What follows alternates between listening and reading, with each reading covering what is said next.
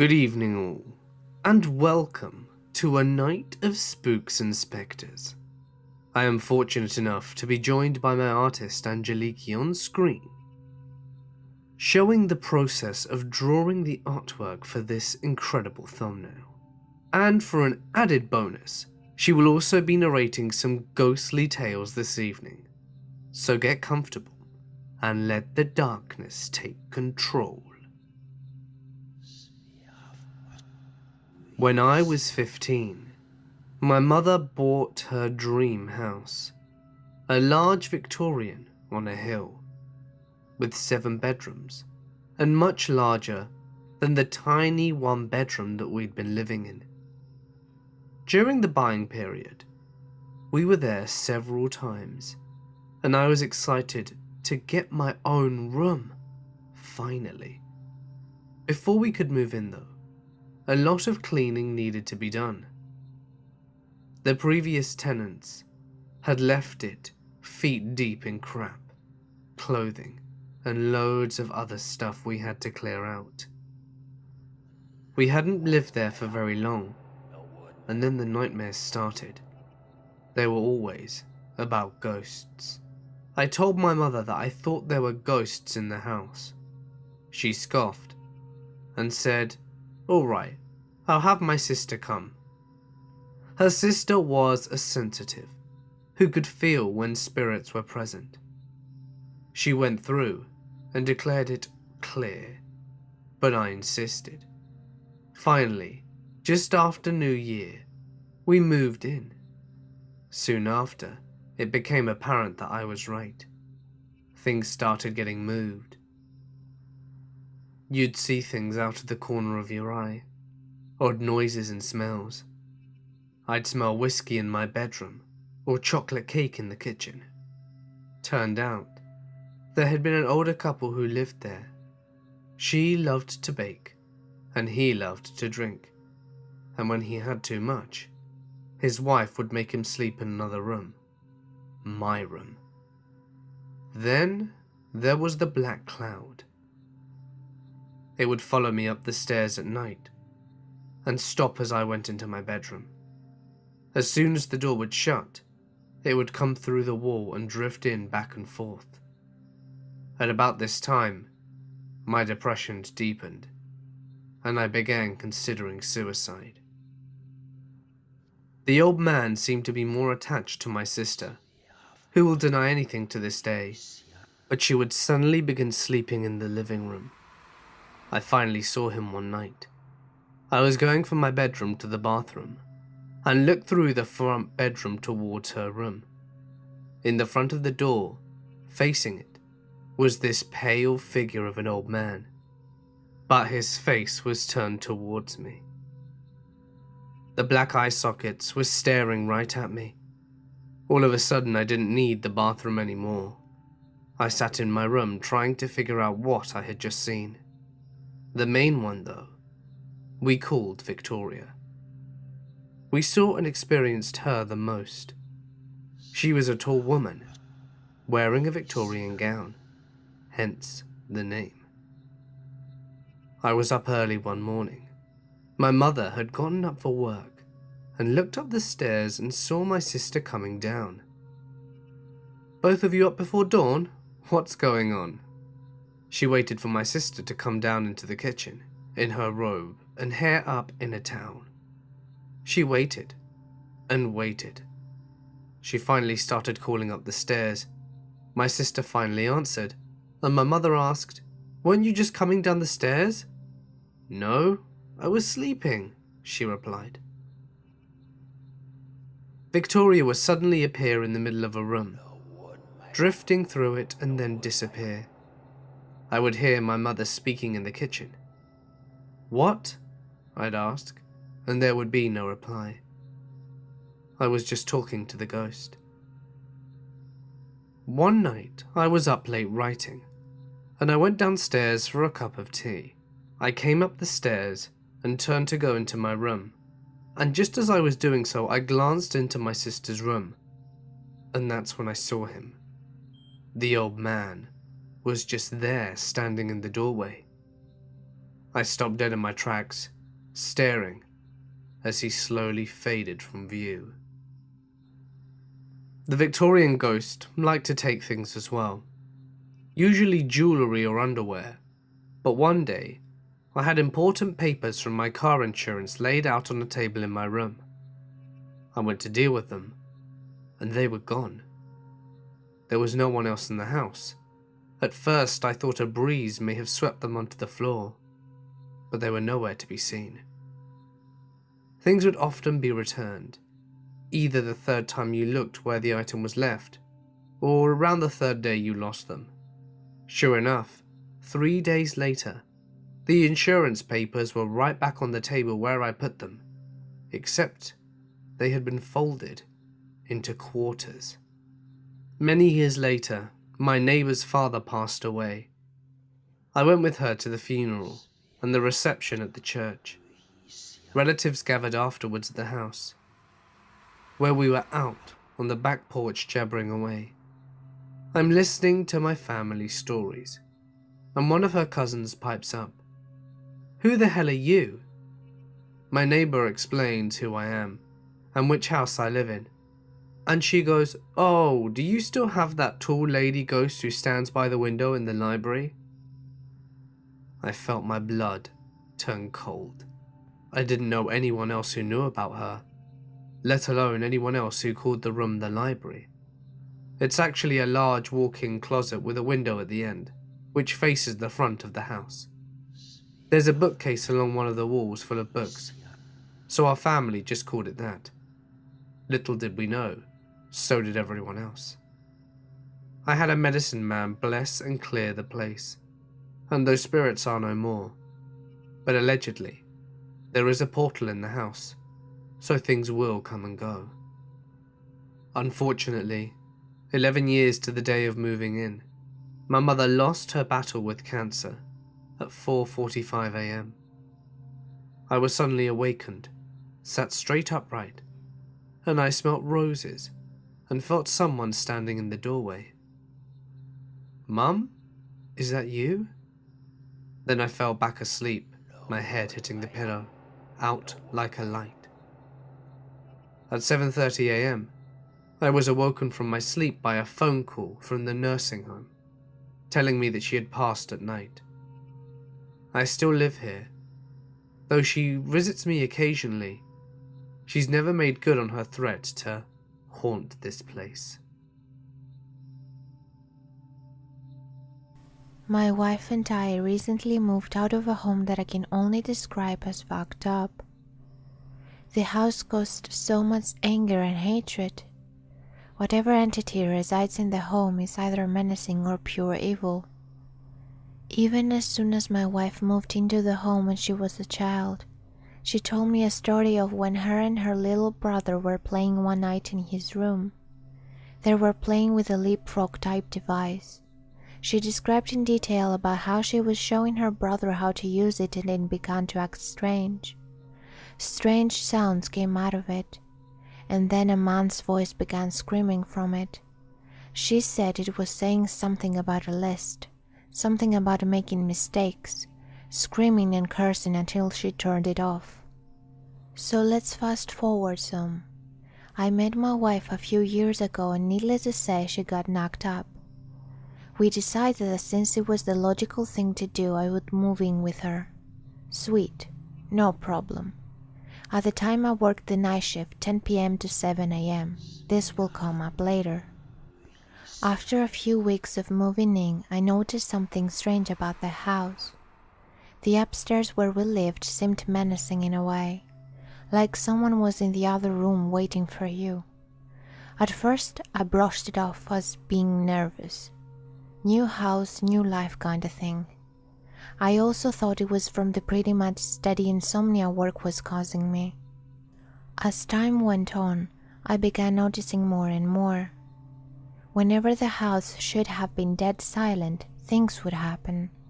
Footsteps up and down the hallways, knocks on doors, and sometimes I could swear I heard whispers. Being an avid believer in spirits, I wasn't particularly afraid, until things started getting dark. One morning, as I was lying in bed watching Netflix and hoping to fall asleep, I heard a rustling from the closet. It was just light enough in the room that you could make everything out. I saw nothing and thought maybe it was just the fan. Something moved out of the corner of my eye, and as I looked at the closet, a dark ball moved from the closet to the bedroom door. It was about the size of a softball and moved about as fast as a person could to the door. Later into the week, my wife has gotten into the bad habit of sleeping with the closet light on. I blame myself for that one. Should have kept my mouth shut. So we're lying there talking about baby stuff, women, and I noticed that the curtain that covered the closet opening moved. My wife was curling to me facing my chest, and I was staring at the closet. As I kept watching, I saw what I can only describe as a tiny mist-like figure, not like white mist, but slightly darker than the rest of the background, moved out from the closet. It was maybe 3 feet tall and vanished as quick as it appeared. As soon as I began telling my wife what had happened, she had a sharp pinch on her back. She didn't cry out or scream. She calmly turned around and shouted, "Get the fuck out and leave us the fuck alone." Too bad it didn't work. Now let's fast forward. You are probably wondering what else happened. Well, small stuff here and there for a while. Footsteps were regular. And I know some of you are probably saying, "Is the house that lay down, jackass?" I would agree. But not only did the footsteps stretch out the entire length of the 20-foot hallway, they sometimes were fast. And the knocks on the doors were very rhythmic. You know, like when you knock on a friend's door when they are home or something. So let's get to scary stuff. After this recent Christmas, things began to spark up to a new level. One day I was sitting on my computer and my wife came into the room asking me what I needed from the store. The computer room was directly across from the bathroom. Our daughter's door was to the immediate left of that, and the stairs were to the right. I began telling my wife what I wanted when she looked at the door and turned, well, ghost white. Her eyes got big and her mouth dropped. She slowly turned toward me. I just saw a man walk into Elena's room. She begins describing what it looked like. It was about 6 feet tall, black, and only slightly translucent. While she's describing this, I walked out the hallway and go into my daughter's room. Have you ever walked into a freezer, like the ones Walmart stocks ice cream in? That immediate chill is what I felt when I walked in there. There was nothing, of course, but as soon as we began walking out, a set of metal bed frames we had laying against the wall, for over a year I might add, slid down and fell to the floor. My wife turned back into the room and told whatever it was to get the fuck out of our home. But it didn't, of course. Come January, things really picked up before we moved out. The power got knocked out during a sudden storm and we were left in the dark for a night. My wife at this point wanted nothing to do with the home, so she wanted to stay at her dad's. So we began packing her things for the night. I went downstairs and got my daughter loaded up in the car, and as I started walking back, my wife showed out the door nearly in tears. I asked her what was wrong, and she only said simply, "I don't want to talk. Close the door. Let's go." The upstairs to the home is pitch fucking black even on the brightest day due to the layout. So when the power's off during an overcast, you might as well be underground. My wife was in her room gathering her makeup and things with only a flashlight. As she was loading things into her bag, she heard someone walk from the stairs, down the hallway, and right back against her back. She assumed it was me, but when she turned around she saw nothing but black. Not like darkness black. Imagine someone holding a black sheet in front of you. Something like that. Even on our moving day, things were happening upstairs. It was the worst I've personally ever felt it. Just dread and sorrow. My wife once again had something walk up on her and heard knocks on the bedroom door while she was packing. We've got back a few times to get a thing or two since we left in February. Every time it's terrifying walking up the stairs. But I feel as if I should end this on a high note. We moved into a brand new home and it's a completely different experience here. It has helped our relationship and has taken a huge burden off of us. This story happened when I was in my last year of college, wherein we had to make our thesis and defend it as a requirement for graduation. Me and two of my friends, John and May, planned to have an overnight stay at John's house to work on our thesis. After class, we went to each of our homes to get our things for overnight, our documents and the stuff we needed for the thesis. By 7 p.m, we were all in John's house, had our dinner, and then we began typing away. We were all doing great and came up with lots of ideas and codes for the output of our system. But by midnight, we started to feel fatigued. But none of us wanted to sleep yet. We were very much in the mood for just finishing the system we started, so we decided to tell some ghost stories to wake us up. John started and told us that sometimes in his room, in the same room that we are in now, he saw a ghostly figure standing by the corner of the room and just look at him. Me and May looked at each other. Then we began looking at every corner of the room. We both looked at each other again and laughed it off. We were not quite convinced of John's story, but from that we felt awake enough to continue with our system. We were working very hard, and at about 2:45, we felt sleepy again. But this time we wanted to rest by that time, so we tucked in and placed a cushion on the floor for us to sleep. We had our blanket on me, May, and then John. Just as we were all laying, May started scaring us, saying that there's someone creeping at the window, which I was closest to. John and I were not scared, and turned it against her, saying that she is also close to the window, so she can easily be reached by something outside. She got scared, stood up, and changed places with John. Now the arrangement is me, John, and May.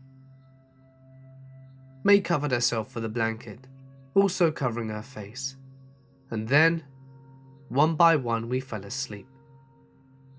Here comes the frightening part. A few minutes later, I heard something scratching. I looked around, but there was nothing or no one there. Then I noticed that my body felt frozen. I tried moving my fingers and feet, but I seemed to be paralyzed. I tried speaking, but my mouth seemed like it was stitched together. I looked around and saw them both asleep, May still covered with the blanket. Then all of a sudden, May sat up, facing me, her whole body still being covered with a blanket. She then stood up in this weird way, stood up like she was a robot, slowly moving, and the blankets were still covering her. Then I noticed something horrifying. As I looked to my right side, I saw May at the corner end. She was still there, fast asleep. She never stood up, and her blanket was no longer covering her body. As a matter of fact, the blanket was no way near her. I started to realize that it wasn't May at all who had stood up.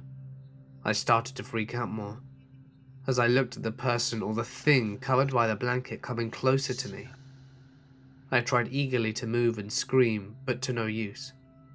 It got much closer and closer, and I decided to close my eyes, and thought that maybe it would just go away.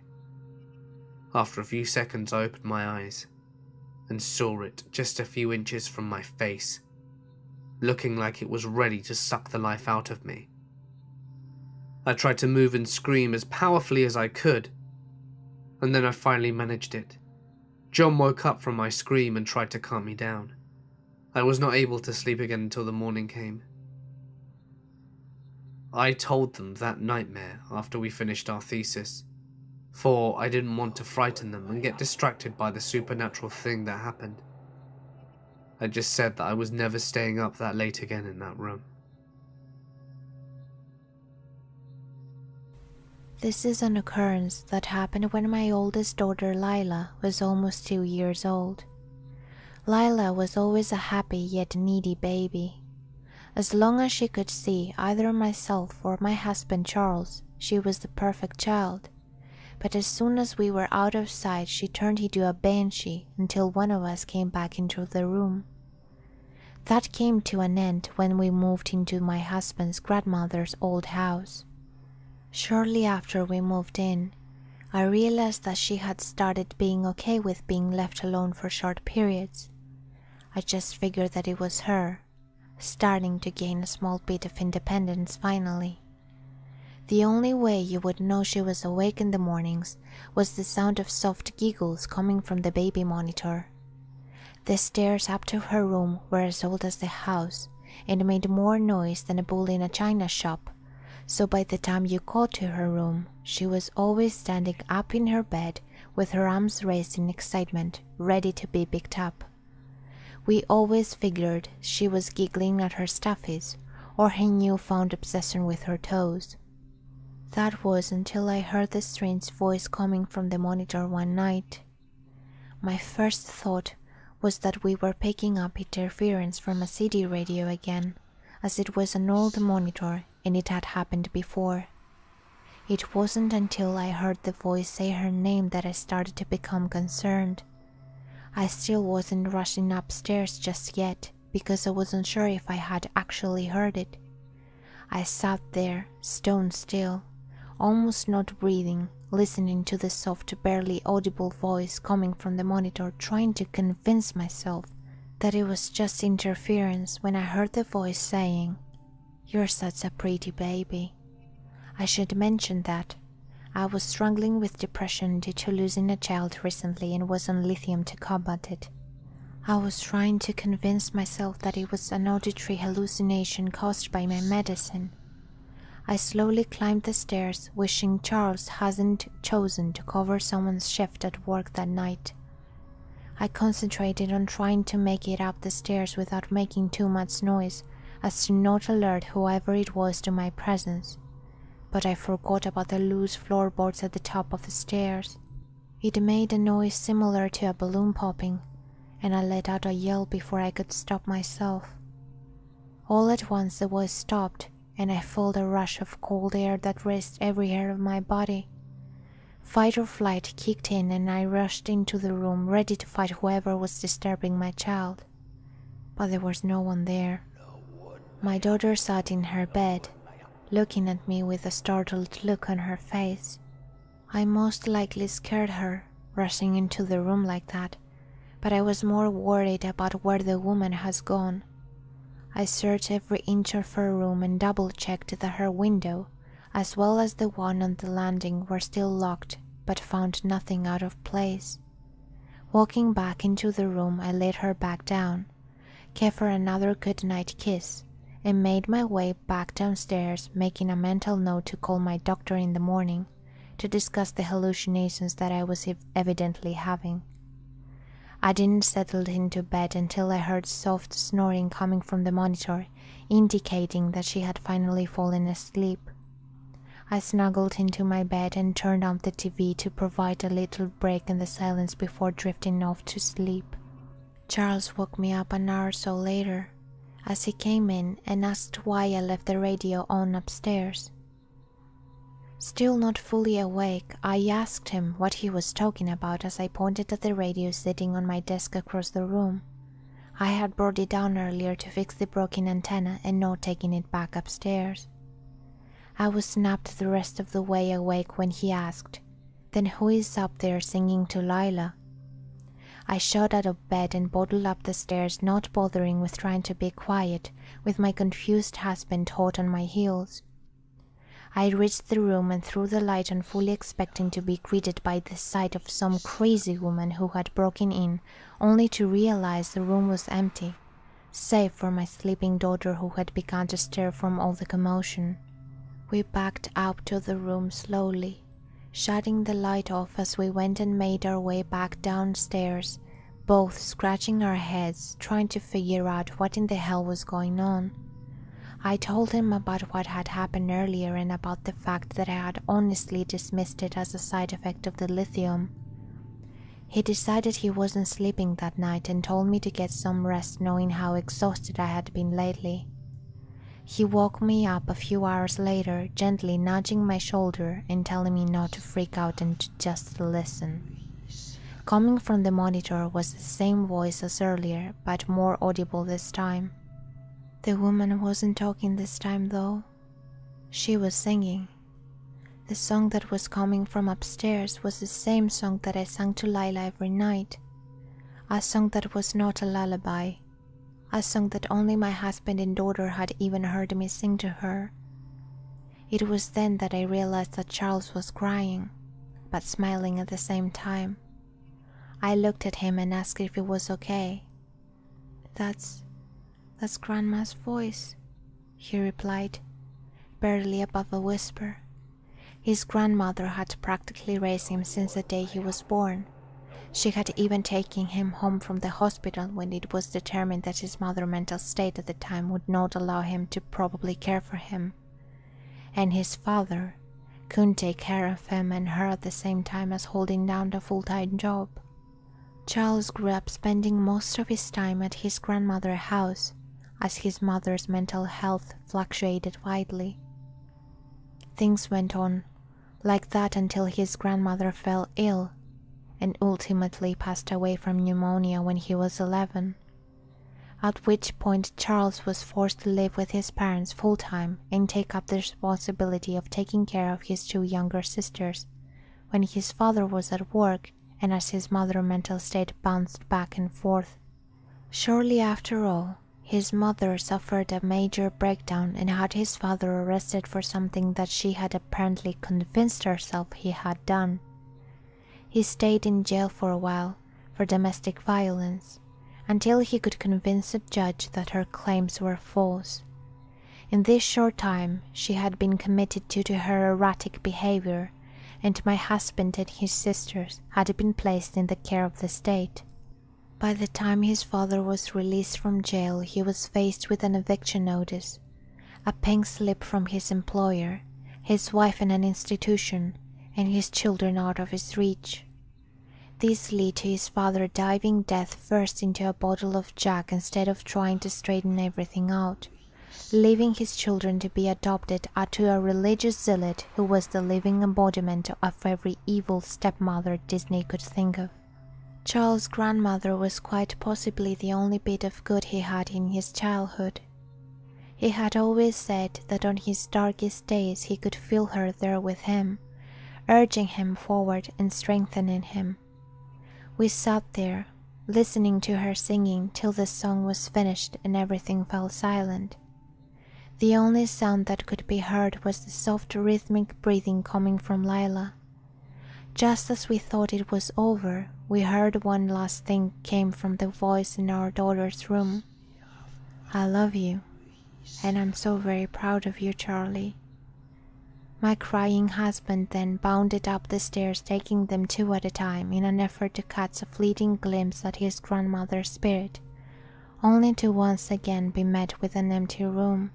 I heard him sniffle slightly and then whisper, "I love you too, Grandma," before sighing heavily and making his way back down the stairs to our room. I held him as he cried himself to sleep as the sun started to peek through the windows. That night was the only time she allowed us to hear her, but we still feel her presence from time to time, when times get rough, and he has even felt a slight tap on the back of his head after he called me a name, as if she was trying to tell him to straighten up. My daughter understandably has no memory of any of this due to her being so young. She, however, did recognize Charles' grandmother when she was shown a picture and has talked about remembering her visits when she was younger, even though she passed away long before Lila was even thought of. I am a 34-year-old male living in Finland, and these events I'm going to tell you took place in 1987. I was only 5 years old at the time.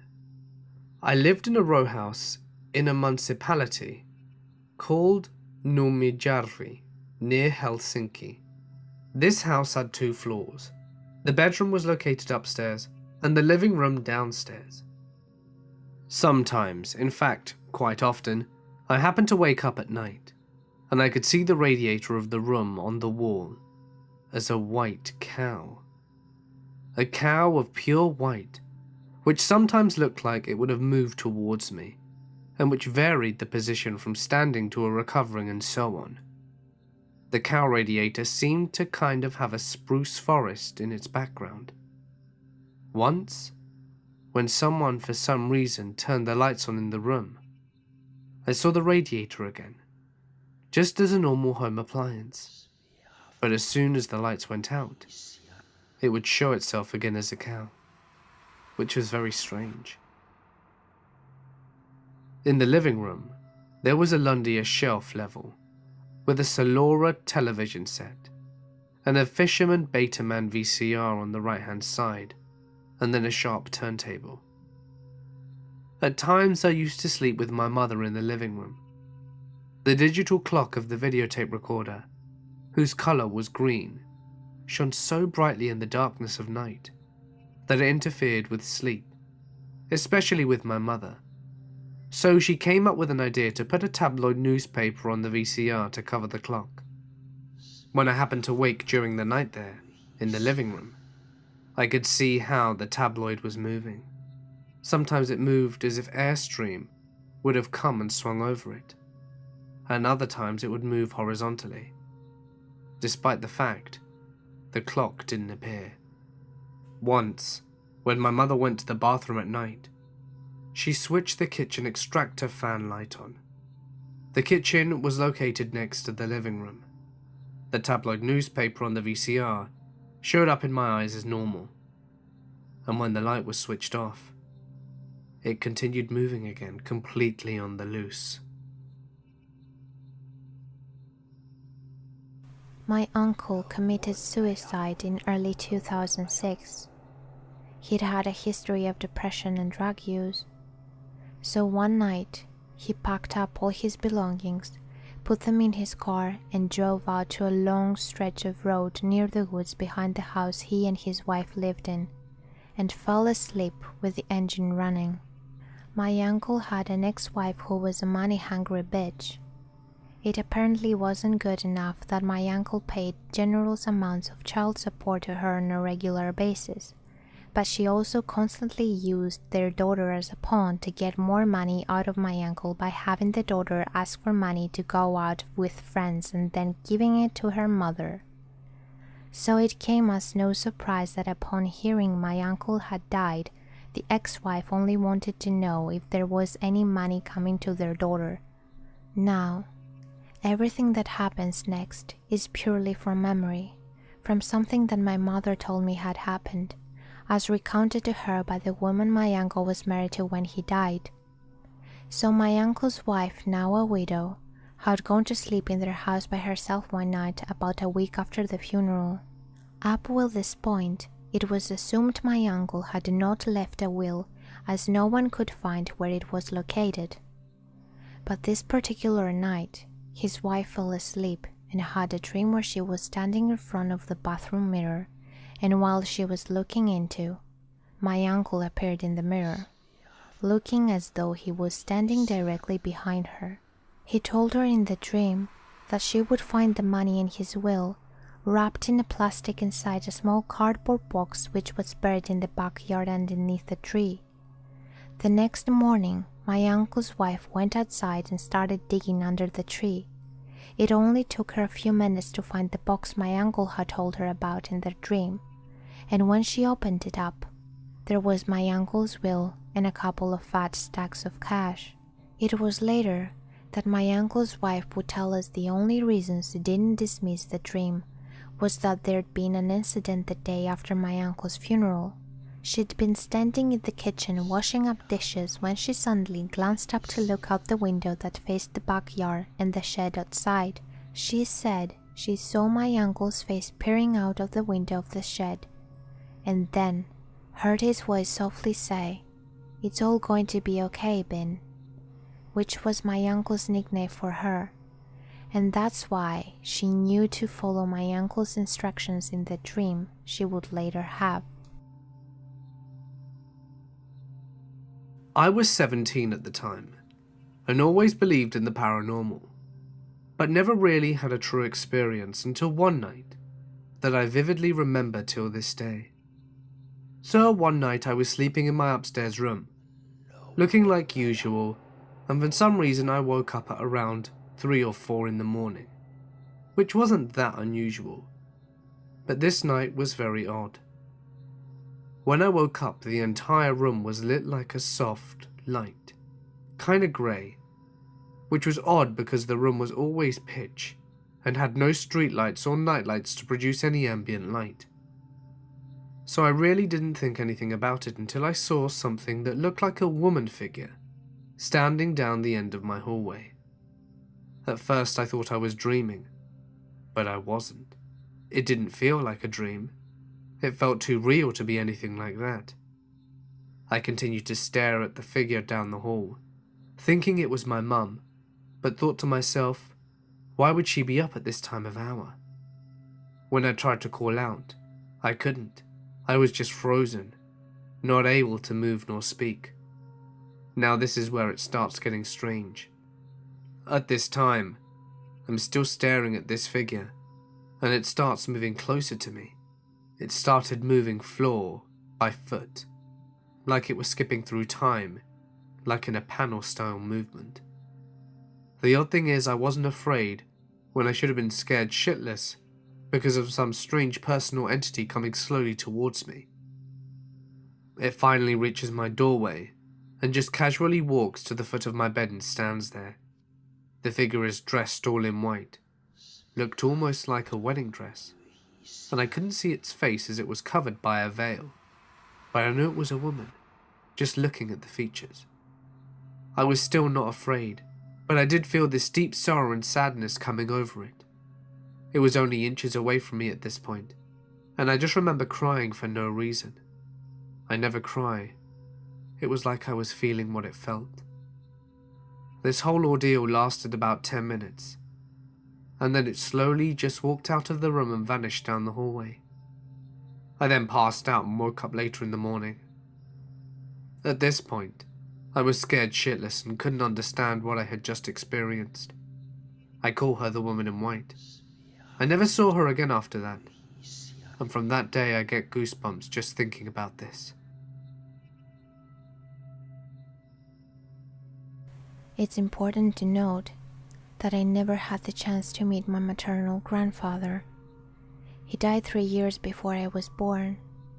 In this personal account, I was about 10 years old when this incident occurred back in the early 2000s. My father and brother had gone away for the weekend due to work commitments, leaving myself and my mother at home. Since my bedroom and my parents' bedroom are at the opposite ends of our 2-story house, my mother suggested she'd feel better sleeping downstairs with me, so we stayed in my brother's bedroom as he had a larger bed at the time. It's worth noting that my brother's bedroom had also belonged to my parents when they had first purchased the house. Anyway, I don't remember much of actually going to sleep that night. All I know is that all of a sudden I was awoken in the middle of the night. I slowly opened my eyes. The room was dark with only a small amount of light coming from the outside streetlights, and I was facing my mother who was sleeping with her back to me. Then my eyes focused, and I could suddenly make out the blurry shape of what looked like a man, standing next to the bed. It was almost like he was made up of a fine mist. His body was see-through, and seemed to ripple like waves. There was also a low rumbling in the room, which I think is what woke me up suddenly. The noise now reminds me of the low rumble sound you hear in the first Paranormal Activity movie whenever anything happens. The man's head was tilted downstairs slightly to look at me, and he was smiling. It was a friendly smile, and I remember feeling very relaxed and at peace, so much so that I could actually close my eyes and went back to sleep. Like I said earlier, I'd never met my grandfather, but I just knew it must have been him. The next morning I told my mother what I've seen. It felt like I had stared at this figure for a full minute, and during that time my mother had never woken up. When I described to her what the figure had been wearing when I had seen him, my mother looked surprised and said, "That was the chute your grandfather was buried in." After my uncle committed suicide in 2006, a couple of strange things began happening around the house. There were the typical haunting style things, like my brother insisting his stereo would turn up by itself when he was listening to music, or the time that his TV turned off all by itself. But I figured that all of it could have been chalked up to electronic interference. This particular incident, however, was just plain weird. For background, it should be noted that my uncle stayed with us about 15 years prior to his suicide. This was during the height of his drug abuse, and he slept on our couch for a few months before my mother decided to kick him out, as she had 3 young children to worry about at the time. So back to present day 2006, and my brother's friend, called John, is hanging out at our house. He was always a fairly sensitive and spiritual kind of guy, and he actually had no prior knowledge of my uncle's death. So John is sitting on the couch talking to me and my brother when he suddenly stops and says that he can feel a presence in the room. My brother and I kind of laugh at this because this is your typical John, always sensing something. But he stuns us and said, "Your uncle's sitting next to me, and he says hello." My brother and I were pretty shocked because, like I said, John had no prior knowledge of my uncle's death. Not only that, was the exact same spot that my uncle had slept on 15 years prior when he started staying with us. There is absolutely no way John could have known any of that, because it wasn't something that my brother had ever mentioned to him. Now fast forward a few years, another strange incident occurred one night when I was heading to bed. I had just turned out the light to the kitchen, and had started walking down the long hallway that leads to my bedroom. I had literally just shut my door when I hear my name being whispered. I stand there not knowing what to do. The whisper had caught me off guard because it sounded exactly like my uncle's voice. I shake it off, thinking I'm probably imagining things and go to bed. A few days later, for whatever reason, I can't remember, I tell my mother that I thought I had heard my name being whispered, and that it sounded like my uncle. You know what she tells me next? She had actually been home one day the week before, and was in the kitchen making lunch for her and my dad, when she hears her name being called. Then she calls out to my dad, who was in the next room, and asks what he wants. He said he hadn't called out to her, and he also hadn't heard her name being called. But then he tells my mum, "Oh, you want to know something funny? I was out in the garage one day last week when no one was around, and I heard my name being called."